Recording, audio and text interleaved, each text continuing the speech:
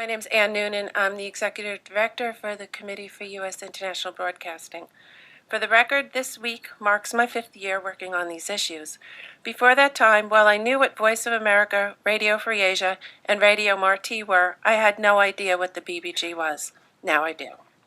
Since Ted Lipien and I co-founded CUSIB, which for those who may not know is a bipartisan volunteer NGO that supports journalism for media freedom and human rights, we have been able to provide assistance to journalists and people here at the BBG. CUSIB hopes that new, highly qualified outside candidates will be selected as soon as possible to lead VOA and RFA.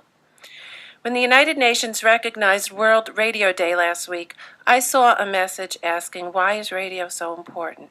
Their answer was because 95% of the world have access to it, far more than internet or TV.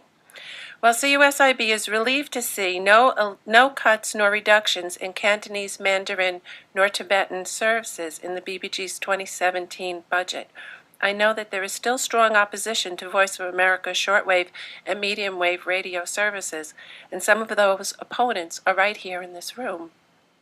Can any governor here at this table assure CUSIB that radio broadcasts on China will be protected, especially since we all know that the crackdown on internet users in China is causing the arrest and imprisonment of Chinese freedom fighters, Roman Catholics and people of other faiths, democracy seekers, and women who don't want to be forcibly aborted? CUSIB remains concerned about poor people in China and Tibet who do not have access to cell phones or internet and who are desperate for uncensored news and human rights.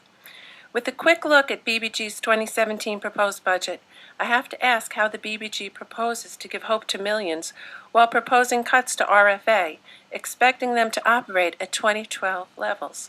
And yes, at the same time, there are proposed increases for the already bloated International Broadcasting Bureau. Can any governor here at this table explain to CUSIB why the budget cuts for other entities have been increased, but RFA's budget has been reduced? Is RFA's work not valued? CUSIB values the services and the soft diplomacy that RFA provides. With China flexing its muscles all over the world, censoring the internet, putting military assets in the South China Sea, cracking down domestically on every human right, especially religious freedom, it defies understanding that RFA is doing more and more every year with less and less money. CUSIB supports RFA's expansion into television, but again, why are they doing this with zero increase?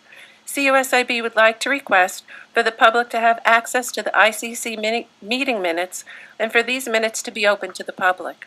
In the spirit of transparency in government, we would like to know what transpires at these meetings, and we would like for these meetings to be live streamed and accessible to the general public.